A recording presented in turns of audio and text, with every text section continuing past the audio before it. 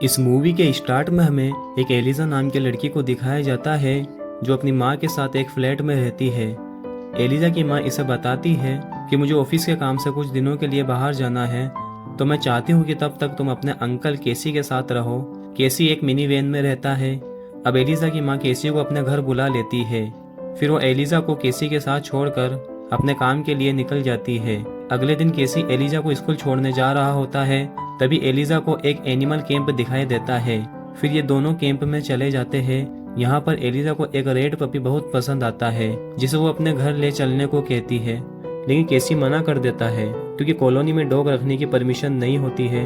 अगले दिन एलिजा अपने स्कूल में प्रोजेक्ट के लिए खाली बोतल्स लेकर जाती है। तभी सभी बोतल्स बिखर जाती है और सभी बच्चे उसका मजाक बनाने लग जाते हैं। फिर एलिजा रोते हुए अपने घर आ जाती है। अब एलिजा को उस रेड पपी की याद आने लगती है। तभी वो देखती है कि उसका बैग ऑटोमेटिक हिल रहा है क्योंकि उसके अंदर वही रेड पपी होता है, जिसे देखकर वो बहुत खुश हो जाती है, जिसका नाम वो क्लिफोर्ड रखती है। फिर एलिजा क्लिफोर्ड के लिए खाना ढूंढती है।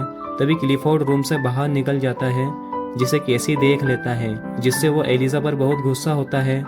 रात में एलिजा को पता लगता है कि उसके स्कूल में मजाक बनने वाली वीडियो वायरल हो गई है, तो एलिजा रोने लगती है और क्लिफोर्ड को गले लगाकर कहती है कि काश तुम बहुत बड़े होते तो कोई भी मेरा मजाक नहीं बना पाता। सुबह एलिजा उठती है तो वो देखती है कि अचानक क्लिफोर्ड बहुत बड़ा हो गया है।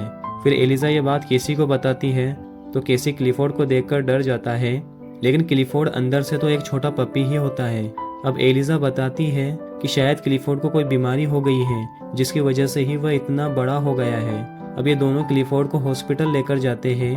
तभी वहाँ एलिजा का एक फ्रेंड ओवन भी आ जाता है, जो क्लिफोर्ड को देखकर हैरान रह जाता है। अब ओवन भी इनकी टीम में शामिल हो जाता है, लेकिन रास्ते में क्लिफोर्ड को एक एक्सरसाइज बॉल दिखाई देती है, जिसे वो खेलने की बॉल समझकर उस पर किक मारता है, जिससे वह फूट जाती है और शहर के सभी लोग क्लिफोर्ड को देखकर बहुत हैरान रह जाते हैं। अब एलिजा क्लिफोर्ड को डॉक्टर के पास लेकर आ जाती है, लेकिन डॉक्टर इन्हें बताता है कि क्लिफोर्ड को कोई बीमारी नहीं है, ये तो पूरी तरह स्वस्थ है।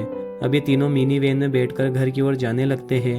अब अगले दिन एलिजा का एक पड़ोसी टेरिस पर अपनी डिश सही कर रहा होता है, लेकिन तभी वो डिश के साथ नीचे लटक जाता है, जिससे वहाँ के सभी लोग चिल्लाने लगते हैं।